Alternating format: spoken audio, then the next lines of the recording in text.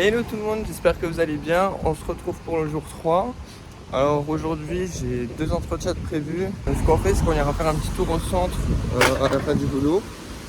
Et puis après on fera le résumé à l'appartement comme d'habitude. Bon allez, moi je vais passer ma journée à faire mes entretiens. J'ai pas eu le temps hier de faire le POC sur Copilot.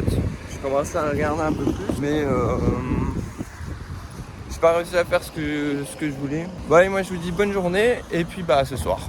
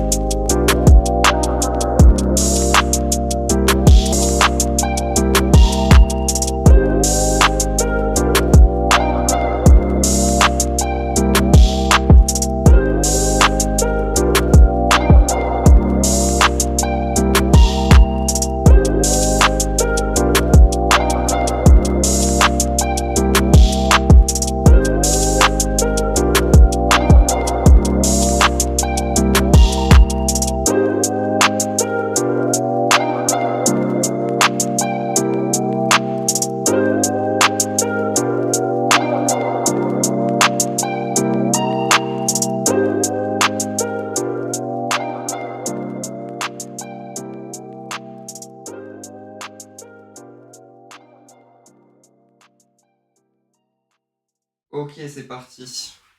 Re tout le monde, j'espère que vous allez bien. J'espère que ce petit début de vidéo vous a plu. J'ai eu quelques retours que la partie vlog du coup épisode 2 était mieux que la 1. Merci pour vos feedbacks. Comme tous les jours, je vais vous faire un petit feedback moi, des interviews que j'ai eues avec les différentes personnes que j'ai rencontrées aujourd'hui au sein de la structure du client. Aujourd'hui, j'ai vu le service commercial, donc il y avait 3 commerciaux, et ensuite dans le service qui gère les finances. Et encore une fois, aujourd'hui, je n'ai toujours pas POC ce que je voulais sur Copilot. J'ai quand même un peu avancé parce qu'en fait, je veux créer un petit outil en fait où l'agent Copilot aura l'accès. Du coup, là-dessus, j'ai avancé, mais je me suis un peu plus informé en fait sur le prix, les différentes formules. Je vous en parlerai après parce que j'ai vu des petites choses intéressantes. Pour vous faire un petit retour, donc sur le premier interview, donc c'était ce matin avec les commerciaux. Ça a duré 2 heures, donc on a eu le temps d'échanger sur pas mal d'idées. Je leur ai montré un peu des choses que j'avais montrées à d'autres services, etc.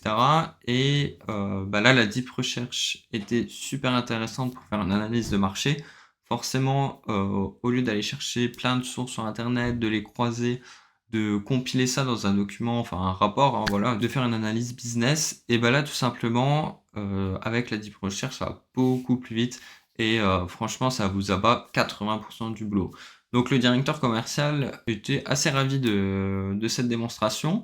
Et en plus, j'ai tous les jours des effets démo parce que, bah, je sais pas si vous l'avez vu, mais ce matin, ChatGPT était en rade et c'était pile au moment de ma démo, donc j'étais vraiment comme ça. J'ai lancé sur Claude un peu pour voir, mais Claude, c'est tellement nul à côté d'OpenAI pour la deep research, les choses comme ça. Autant Claude est super bon en code, mais alors là, pour la deep research, c'était pas terrible. Vraiment, comparé à ce que ChatGPT vous fournit, il y a une très grosse différence. Il y avait en fait surtout le bug sur la partie, la partie web. Ensuite, on a défilé, bah, du coup, la suite, en fait, de ce que je pouvais leur montrer, etc., leurs tâches. Et je me suis dit, tiens, je vais ouvrir ChatGPT sur mon téléphone pour voir, parce qu'en fait, là, c'était juste les messages on voyait pas le retour. Et j'avais effectivement bien, en fait, le retour par message.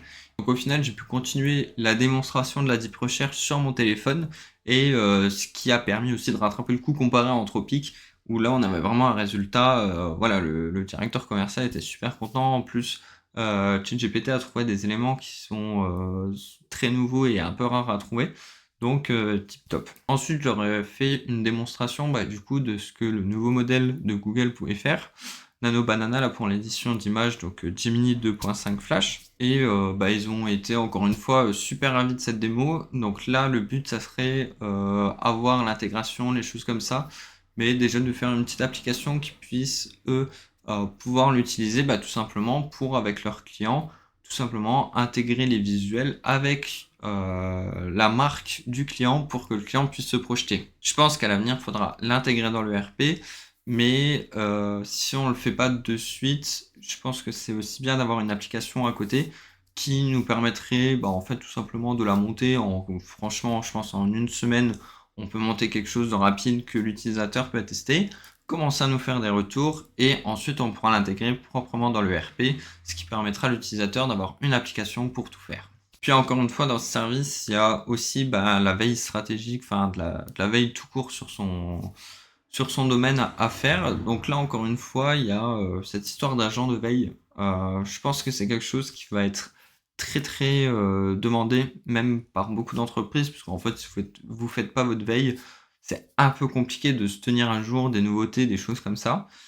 Et là-dessus, je travaillais un peu en off sur une application parce que j'ai fait un article de blog sur comment faire un agent de veille avec Mastral connecté sur Discord. Et là, j'étais en train de travailler sur une autre application en fait web où vous pouvez directement ajouter vos sites pour récupérer les flux RSS, surveiller des GitHub, surveiller des Reddit et surveiller des vidéos YouTube. Donc en fait, c'est juste avoir un fil avec bah, toutes les chaînes que vous surveillez sur YouTube, les choses comme ça, avec l'IA qui vous résume.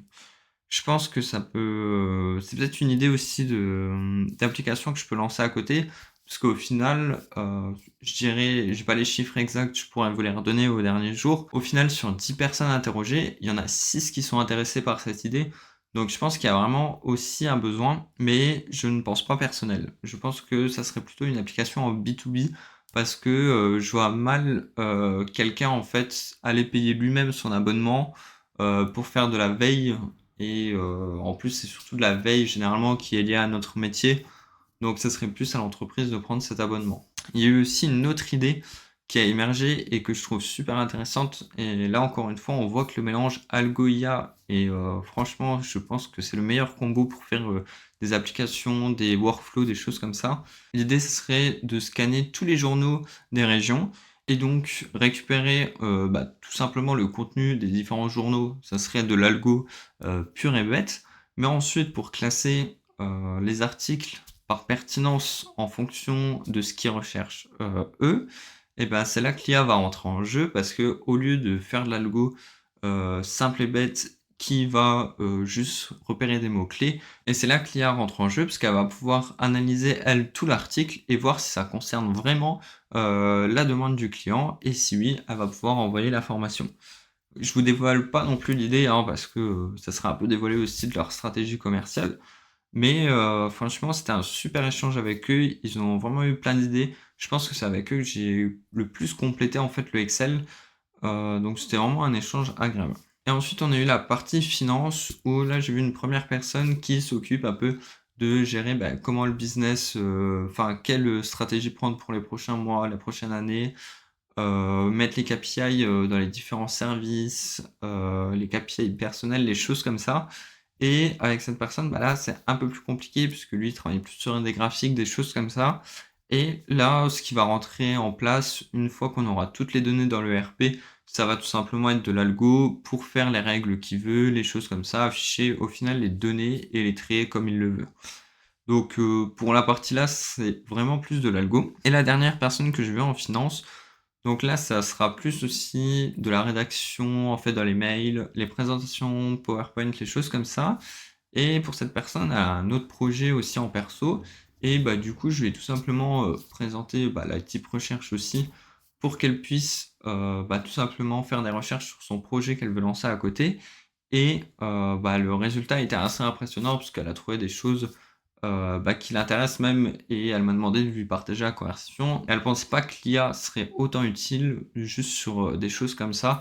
Donc c'est vraiment un plaisir en fait de partager des choses comme ça et de montrer en fait à l'utilisateur que au final on peut faire déjà plein de choses. Passons maintenant à Copilot.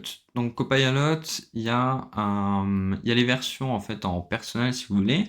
Et il y a une version pro, donc en plus du pack Office, à 20 ou 30 euros, je ne sais plus le prix exact. Et du coup, cette licence vous permet d'obtenir tout simplement Copilot avec un accès pour avoir les résumés des réunions, avoir l'accès dans PowerPoint pour pouvoir générer des présentations depuis vos DocX, des choses comme ça. Sauf que le problème, c'est que cet abonnement, il faut s'engager annuellement. Et c'est là que je trouve que c'est un peu dommage de Microsoft de proposer juste ça, parce que malgré que pour l'instant c'est à peu près la seule solution qu'on a et qui s'intègre aussi bien avec tous les outils Office, pour moi ça serait un peu une connerie de passer à côté quand vous êtes dans l'environnement Office. Si vous voulez créer des présentations, vous n'allez pas utiliser gamma.app, des choses comme ça, parce que au final vous allez lui envoyer tout votre docx. Ça, au niveau des traitements des données, c'est vraiment pas terrible, mais ça fait en plus des manipulations en plus pour l'utilisateur. Et au final, ça peut aussi faire des freins au changement parce que l'utilisateur va se demander si ça vaut vraiment le coup qu'il le fasse. Pour moi, s'engager annuellement, du coup, c'est un peu bête parce que vu comment ça avance la technologie, si au final on a un concurrent qui sort un logiciel qui s'intègre aussi bien que Copilot dans la suite Office, tout l'environnement Windows, on ne pourra pas y aller, même s'il propose un abonnement moins cher, parce qu'on sera toujours bloqué par Copilot. Mais en fouillant un peu, je trouvais que Copilot, on pouvait aussi l'utiliser en pay as you go. Donc là, c'est beaucoup plus intéressant parce que vous payez à l'utilisation. Ça peut revenir peut-être un peu plus cher avec le pay as you go parce qu'au final, vous n'avez pas de chat illimité, vous payez à l'utilisation. Mais le coût, encore une fois, par message est dérisoire. Et pour moi, c'est un autre avantage, c'est que du coup, les utilisateurs, même avant de prendre votre abonnement, c'est rentable de faire du pay as you go parce que à tout moment, vous pouvez partir. Si un utilisateur il vous dit bah non, moi au final, j'aime pas ça, je préférerais connecter mes documents à mon chat GPT, des choses comme ça, si vous n'avez pas de problème de RGPD, des choses comme ça, et ben moi, du jour au lendemain, vous pouvez partir, il n'y a pas de problème. Et ce qui est aussi intéressant, c'est que pour la partie développement, POC, les choses comme ça, donc un peu plus de notre côté, on va pouvoir activer le Pay as you go sur la partie aide à l'info. Donc ce qui va par exemple permettre à nos développeurs de travailler sur Copilot, faire des agents, des choses comme ça, des interconnexions, sans devoir en fait prendre l'abonnement annuel. Donc je trouvais ça important à vous partager cette information, parce que si on fouille pas bien, c'est tout de suite l'abonnement pro qui est proposé par Microsoft et en plus avec une tarification annuelle, ce qui est vraiment dommage. Pour l'épisode de demain, je ne sais pas encore comment je vais faire le format, les choses comme ça, parce que du coup avant de partir, il y a un after work. Donc le soir, je vais pas pouvoir faire là, comme je fais mon résumé. Et le lendemain, je pars à 7h30, donc je monterai sûrement la vidéo dans le train et je vous la publierai le soir. Demain, j'ai une interview avec le service juridique et j'ai une autre interview l'après-midi. Je pense que le service juridique, ça va être intéressant parce qu'à mon avis, ils doivent traiter énormément de documents.